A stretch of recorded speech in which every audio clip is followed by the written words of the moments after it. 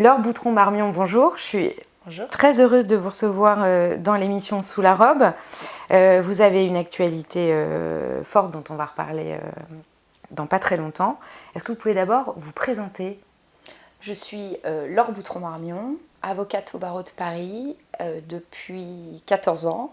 J'exerce principalement en droit pénal et droit pénal des affaires et j'ai créé mon cabinet il y a 7 ans. On vous voit dans la presse, dans les médias en ce moment parce que vous avez décidé d'engager un recours collectif contre TikTok. Est-ce que vous pourriez nous expliquer à quelle occasion et pour quelles raisons ? La genèse de ce recours, c'est évidemment l'histoire de Marie. Les parents de Marie viennent me voir il y a 3 ans. À cette époque, j'avais beaucoup de dossiers, y compris médiatiques, en matière de harcèlement scolaire. Raison pour laquelle ils avaient frappé à la porte du cabinet, puisque Marie était victime de harcèlement scolaire dans son lycée. Marie se donne la mort à la rentrée de septembre 2021. Les parents désemparés viennent me voir parce qu'ils ont les pires difficultés pour déposer plainte. Et donc, ils ont de grandes attentes pour que la lumière soit faite sur ce qui s'est passé pour Marie dans son lycée avec ses harceleurs. On démarre l'enquête, comme dans toute enquête pour le harcèlement scolaire, et évidemment qu'il faut aussi travailler soi-même les pièces du dossier, il faut essayer d'apporter des choses assez convaincantes au parquet. Et donc en faisant ce travail, on se rend compte assez vite avec les parents qu'il y avait une problématique sur les réseaux sociaux, que Marie, dans les derniers mois de sa vie, si je puis m'exprimer ainsi, était addicte très clairement à TikTok et plus que ça, avait publié des vidéos extrêmement problématiques en ce sens que c'était des vidéos qui étaient assez claires sur le fait qu'elle voulait en finir et que ces vidéos n'ont pas été censurées par la plateforme. C'est le premier constat qu'on a fait avec les parents, qui a été terrible à faire évidemment, parce que je crois que naïvement, et moi-même, alors que j'étais sur le terrain et que j'étais consciente des difficultés des réseaux depuis assez longtemps, je ne m'imaginais pas qu'il soit possible que l'outil puisse ne pas interpréter ce type de vidéo comme propre à être, si vous voulez, coupé et donc censuré, mais pour des bonnes raisons. Finalement, on a presque un peu confiance dans une certaine mesure. C'est-à-dire qu'on se dit, une entreprise qui se développe commercialement, qui a pignon sur rue, si je puis dire, en tout cas qui est d'une telle taille qu'elle doit des obligations à tout à chacun, à beaucoup d'institutions, qui garantit elle-même dans sa charte que l'environnement est sain pour ses utilisateurs, je me dis, ce contenu-là, il doit être censuré. Donc on fait ce constat-là et puis finalement, petit à petit, on va sur son compte, on voit ce qu'elle like et alors là, c'est le musée des horreurs. Et donc on est il y a 3 ans. Il y a 3 ans, personne ne parlait de ça. Moi, c'était des sujets que je suivais parce que, ayant fait une partie de mes études à l'étranger, j'ai toujours eu l'œil sur l'international et il y avait notamment cette affaire du papa Courage, le papa de Molly Russell, qui tentait de faire la lumière sur le passage à l'acte de sa fille, puisque sa fille Molly s'était suicidée après une emprise algorithmique sur Meta et plus spécifiquement, je crois, Pinterest à l'époque. Et donc, je suivais cette affaire. Et tombe la décision du coroner anglais qui reconnaît la responsabilité de Meta. Ça vient parallèlement, si vous voulez, à mon instruction de l'affaire de Marie.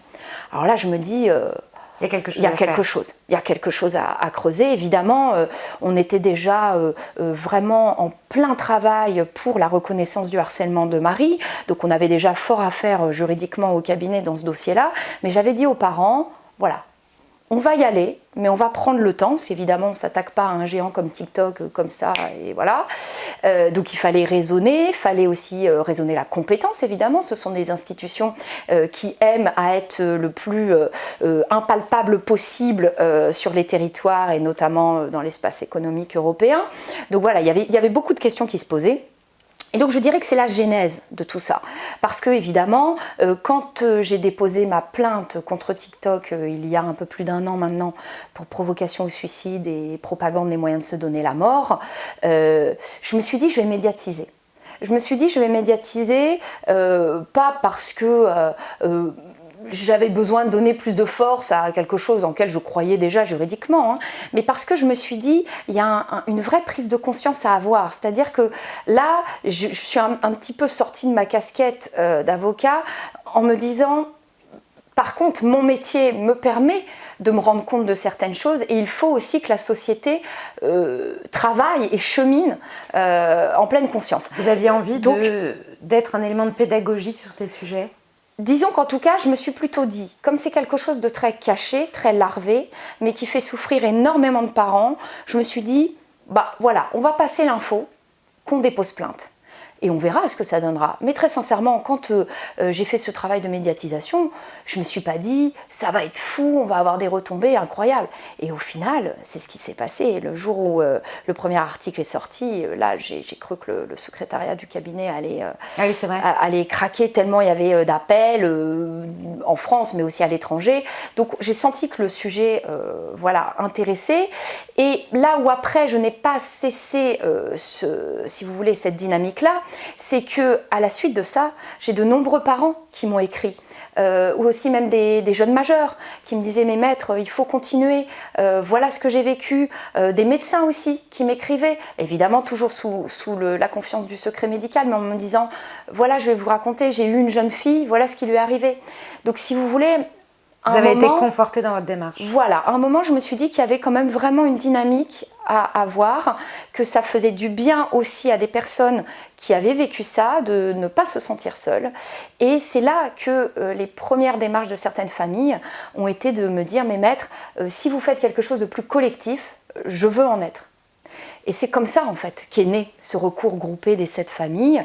Et c'est comme ça que j'ai créé le collectif Algos Victima au mois de mars dernier, parce que ça m'a permis d'avoir un groupe de travail, parce qu'il y a d'autres familles, hein, au-delà des familles de TikTok, des familles victimes de Meta ou d'autres de Discord, et en tout cas de toutes ces plateformes-là, avec lesquelles on travaille. On a déjà été entendus par certains parlementaires, sénateurs, etc. Donc on essaye de travailler. On a l'impression que les recours collectifs, c'est quelque chose lié au système judiciaire américain. On n'a pas l'impression de voir ça beaucoup en France. Voilà, qu'est-ce qu'on peut faire aujourd'hui Alors vous avez quand on envisage une action collective? Vous avez tout à fait raison, parce que de toute façon, d'abord, c'est pas trop l'ADN de la vieille Europe, si je puis dire, et surtout, on n'a pas véritablement ça qui nous est offert. On a une class action à la française, mais qui est tout à fait spécifique, qui est en matière environnementale, ou sinon sur certains sujets très spécifiques de santé publique. Et surtout, ce doit être à l'initiative de certains types d'associations agréées, reconnues d'utilité publique, etc.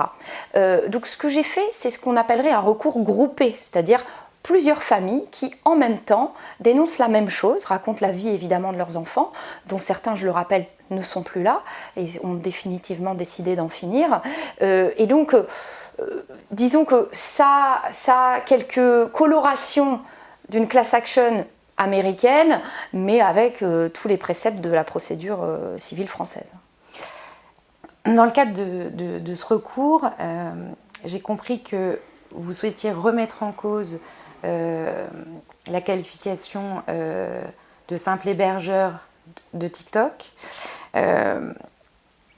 C'est quand même quelque chose qui semble établi en droit aujourd'hui, ou en tout cas ça ne semble pas forcément simple d'obtenir ça en justice. Comment est-ce que vous avez décidé de vous lancer?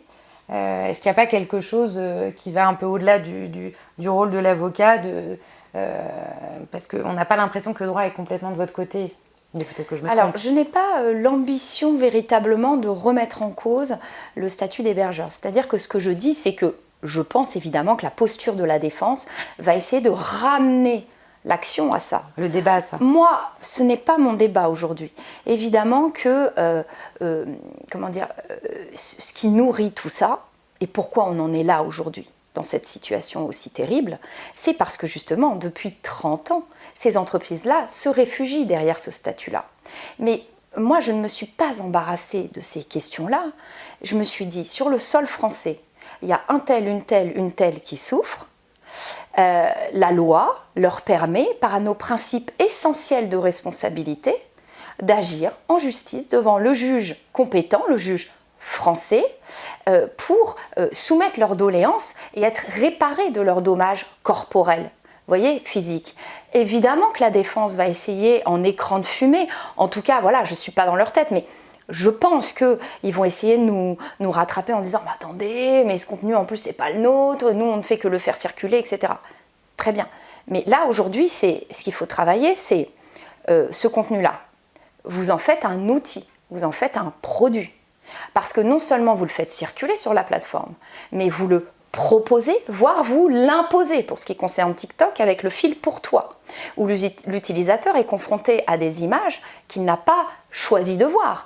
L'algorithme dont on parle souvent décide exactement, c'est ce qu'on appelle les bulles de filtre ou les terriers de lapin si vous préférez, et qui met aujourd'hui d'ailleurs est multi-impact dans notre société, c'est-à-dire que c'est tout autant sur les idées religieuses, les questions de masculinité, c'est une transformation sociétale exactement, c'est une multi-impact qui est profonde parce que on va nourrir l'utilisateur d'un contenu, alors pire que ça, dont il s'intéresse, mais aussi parfois qu'il n'a pas forcément demandé, mais que l'algorithme conçoit comme pouvant l'intéresser eu égard à son profil.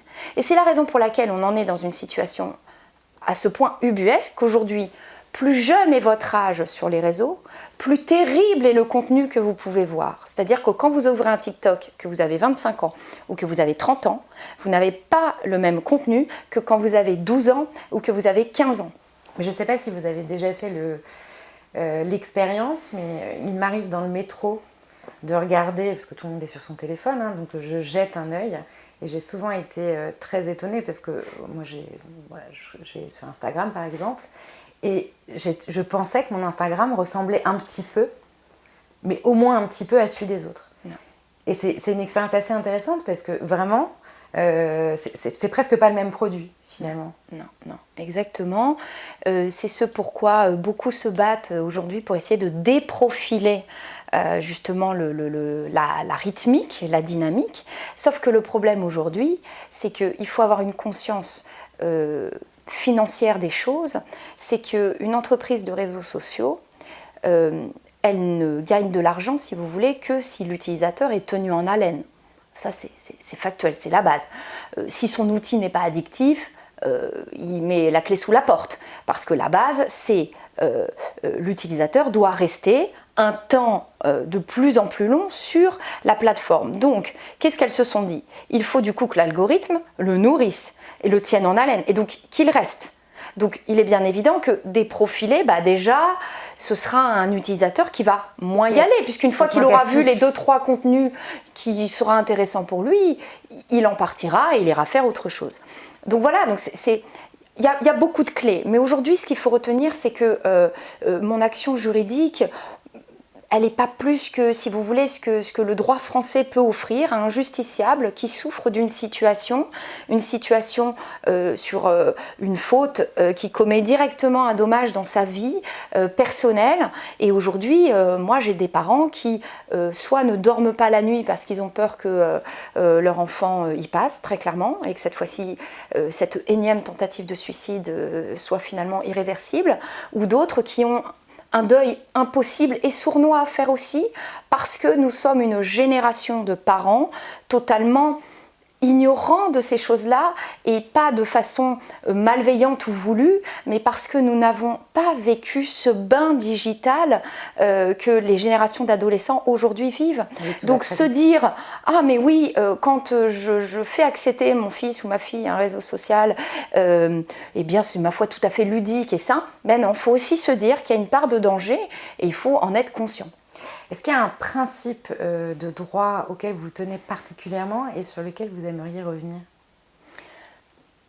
Si on veut faire le pont avec ce que je travaille, j'aimerais à dire, parce que il faut être clair, quand on est avocat, on est attaché à toutes les libertés fondamentales. Il n'y en a pas une plus qu'une autre, justement.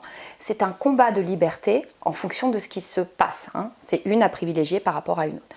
Alors, moi, j'aimerais à dire, en tout cas, que pour ce que je travaille là et les questions que vous venez de me poser, je voudrais reparler du droit à la vie, qui est dans la Déclaration universelle des droits de l'homme, le droit à la vie et à la sûreté et à l'intégrité de son corps, qui aujourd'hui, du fait de la liberté d'expression, qui est mis en avant justement et un peu trop par ces entreprises de réseaux sociaux, eh bien on en oublie malheureusement que des adolescents et des utilisateurs mineurs très clairement mettent fin à leur jour.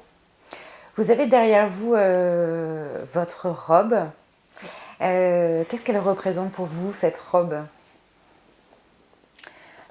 Alors je vous aurais dit dans les premiers temps de ma prestation de serment, une carapace, une bonne carapace. Aujourd'hui, je dirais plutôt une armure.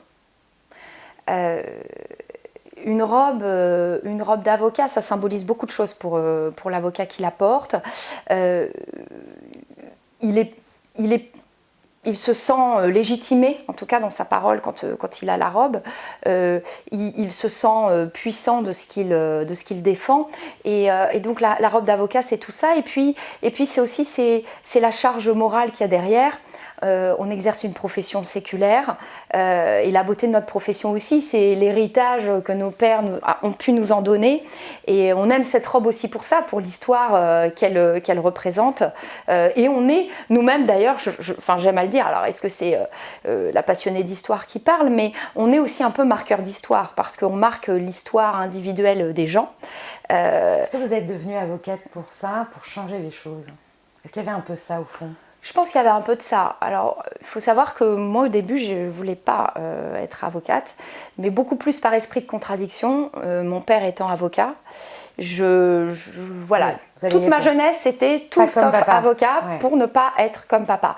Non pas parce que j'étais pas absolument admirative de ce qu'il faisait, et d'ailleurs il m'a tout à fait véhiculé toutes ces valeurs, et je voyais l'admiration dans les yeux de ses clients, et c'est vrai que c'était quelque chose qui me fascinait énormément, mais plus voilà, comme une jeune qui a envie de faire ses preuves et de ne pas être la fille de son père. Qu'est-ce qui vous était passé par la tête à ce moment-là ? Vous vous êtes dit... Mais c'est-à-dire que... mais vous aviez pensé à autre chose ? Exact. Alors, j'avais pas forcément... Au début, j'avais pas d'idée préconçue. J'avais surtout un grand sens de la justice. Très tôt dans mon enfance, dès qu'il y avait quelque chose qui se passait à l'école, je voulais résoudre le conflit. C'était voilà, mon idée fixe. Et puis, j'étais extrêmement sensible aux inégalités. Je me rappelle que je pouvais... pleurer parfois toute une journée après avoir vu un SDF à la rue et essayer d'interroger mes parents, comment il avait pu en arriver là, qu'est-ce qui s'était passé dans sa vie. Donc j'avais une vraie curiosité des gens et par contre moi je suis une amoureuse du lien social. Je me nourris de mes rencontres. Alors évidemment qu'un jour, l'avocature s'est un peu imposée à moi.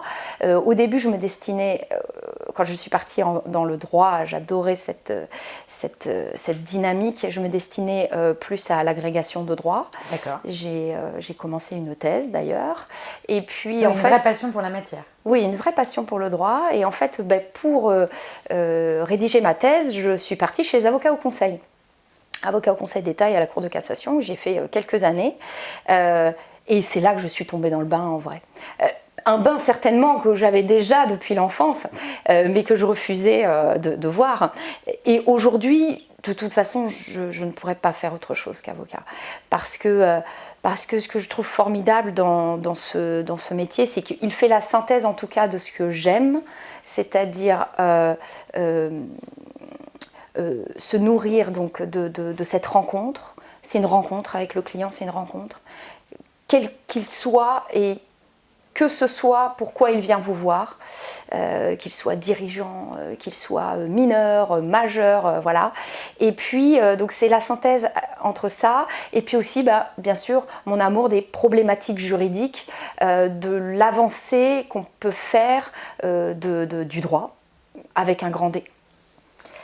Est-ce que vous diriez que vous êtes une avocate engagée ? Oui. Oui, je suis engagée.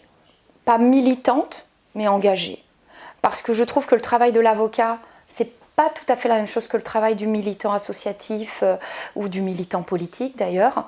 Je trouve qu'on peut évidemment s'entraider, mais par contre, oui, je pense que je peux dire que je suis engagée. D'abord, je suis engagée quel que soit le dossier que je peux porter et le client qui vient pour me faire confiance.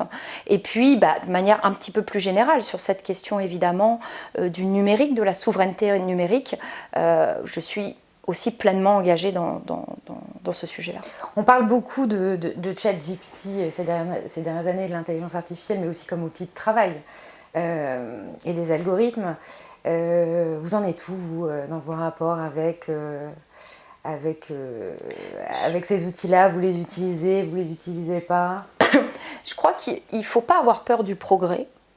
Simplement, il faut l'éduquer et il faut l'appréhender. Et en fait, de la même manière que quand je travaille avec mes familles ou quand je porte ce recours, je ne suis pas contre les réseaux sociaux, mais pour la régulation de ces réseaux sociaux, c'est un petit peu la même chose pour les autres outils. C'est-à-dire qu'aujourd'hui, je crois évidemment que notre profession doit prendre en compte ces sujets-là, doit prendre en compte la place de l'intelligence artificielle. Je pense qu'elle peut tout à fait aider.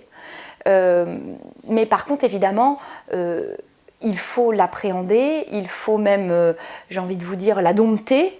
Et puis il y a une chose que l'intelligence artificielle ne remplacera jamais, c'est justement ce lien, ce dont je vous parlais tout à l'heure, le lien qu'on va créer avec le client et donc l'humain. L'avocat, c'est quelqu'un de profondément humain. En tout cas, s'il veut être bon dans son métier, il faut qu'il soit doté de cette humanité qui va lui permettre, sans juger, de comprendre ce qui s'est passé, quelle que soit la problématique qu'on lui pose. Qu'est-ce que vous trouvez le plus difficile dans votre métier? Je dirais qu'il faut être régulier, résilient, et qu'évidemment, dans un monde où maintenant c'est tout de suite, dans un monde de l'immédiateté, c'est parfois difficile, alors surtout si en plus on peut ne pas être forcément d'une nature très patiente, ce qui est un peu mon cas. Le métier d'avocat, au contraire, les dossiers, ça prend du temps. Il faut d'abord rencontrer évidemment le client, le comprendre ce qui s'est passé, les pièces du dossier, analyser, réanalyser. Et en fait, on découvre le dossier, d'ailleurs même jusqu'à la veille de la plaidoirie, on redécouvre le dossier. Moi, j'aime toujours à dire qu'une bonne plaide, c'est une plaide qui vous fait découvrir des choses quand vous la travaillez la veille ou l'avant-veille de l'audience, que vous découvrez encore d'autres axes. Vous vous souvenez de votre première plaidoirie? Oui. Et vous en avez gardé quel souvenir? J'étais absolument morte de stress. À un point tel que j'avais appris par cœur mes 2 premières phrases pour vraiment me dire, comme ça je vais pouvoir relâcher la pression. Voilà, c'était un petit peu ma béquille. Et effectivement, j'avais très très peur. Vous avez des petits tics ou un gris-gris, quelque chose qui vous rassure avant une audience? Alors de manière générale, je suis assez gris-gris. Quand on va dans mon bureau, j'ai tout un tas de choses, des cadeaux aussi de mes clients, des choses que j'ai rapportées de certains endroits de France, de palais, etc. Mais par contre, non, disons que j'ai au moins en tout cas un tic. Dans mon sac de plaidoirie, il y a toujours un fluo, un stylo bic et un crayon de papier. Et je ne saurais vous expliquer pourquoi, mais si je ne les ai pas, ça peut être panique à bord le jour de l'audience. Qu'est-ce qui fait une bonne plaidoirie pour vous? Une bonne plaidoirie, c'est une plaidoirie qui s'adaptera aussi à l'audience, à ce qui a pu se passer. Et donc du coup, c'est la capacité à comprendre la dynamique. Et donc il faut une vraie capacité d'observation avant de prendre la parole. Et bien souvent, on a préparé des notes de plaidoirie qu'on va peut-être pratiquement pas plaider parce qu'il se sera passé quelque chose pendant la journée d'audience dont il faudra absolument parler. Vous disiez en début d'entretien que vous aviez décidé pour ce dossier-là d'avoir une présence médiatique. Est-ce que vous pensez que c'est un indispensable aujourd'hui pour un avocat, la présence dans les médias, voire les réseaux sociaux? Allons au bout du paradoxe. Et dans quelles conditions vous vous dites je m'en sers ou je m'en sers pas? Il faut savoir doser. À titre personnel, par exemple, je ne suis pas férue de réseaux sociaux, je n'en ai pas moi-même par quelques points professionnels, mais voilà, j'ai pas de... C'est pas votre truc? Non, c'est vraiment pas mon truc, mais bon, ça pourrait. Les médias, C'est à bon escient, évidemment. C'est juste que, évidemment, quand on est dans un sujet à enjeux aussi internationaux, il faut pouvoir faire parler de ce qui se passe. Donc, c'est la raison pour laquelle je l'ai choisi. Il faut pouvoir faire parler, mais pour quelle raison? Pour quelle raison? Parce que ça peut aider la dynamique globale. Aujourd'hui, mes confrères outre-Atlantique qui vont entamer les premiers procès cette année, eh bien, seront, si vous voulez, pourront se nourrir aussi de mon recours de la même manière que moi je me suis nourrie de l'affaire Molly Russell. Donc il faut, dans la mesure où il s'agit d'un enjeu globalisé, les Français, les jeunes Français et ceux des familles qui portent le recours ne sont pas les seuls, ils ne sont pas une exception. Et c'est pas, vous voyez, les Espagnols vivent la même chose, les Italiens, etc., etc. Vous pensez que du coup cette bataille, elle se gagnera à l'international ou pas du tout? Ce que je veux dire, c'est est-ce que si vous obtenez une victoire dans votre affaire en France, est-ce que vous pensez que ça suffit ou est-ce que vous pensez qu'aujourd'hui, face à une entreprise, à une multinationale... À mon sens, il y a deux choses. Il y a le combat judiciaire, mon combat en France, et il y a la bataille des consciences, la bataille de l'opinion, si je puis dire.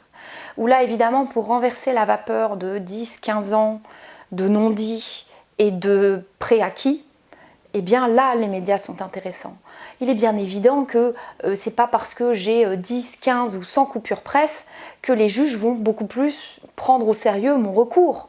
Simplement, ils auront peut-être plus conscience qu'ils sont, on va dire, dans un maillage plus global et que leur parole pourra aussi porter outre frontières. Voyez, donc il ne faut pas confondre les deux.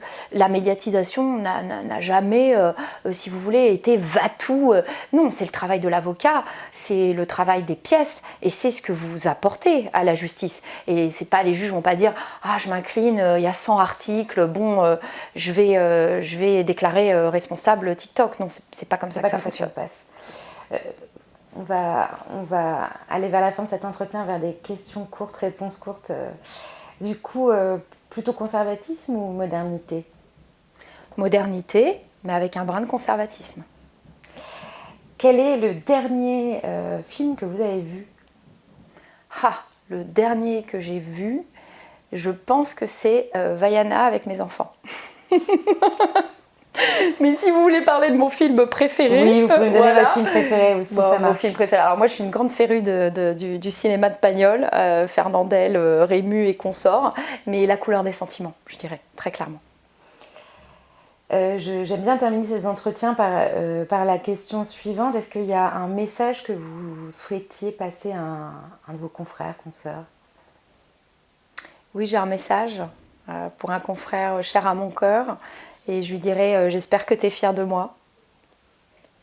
Oui, on imagine un peu de qui vous parlez. Je vous remercie infiniment et merci. Je vous souhaite de la réussite dans votre parcours judiciaire et dans vos combats. Merci beaucoup.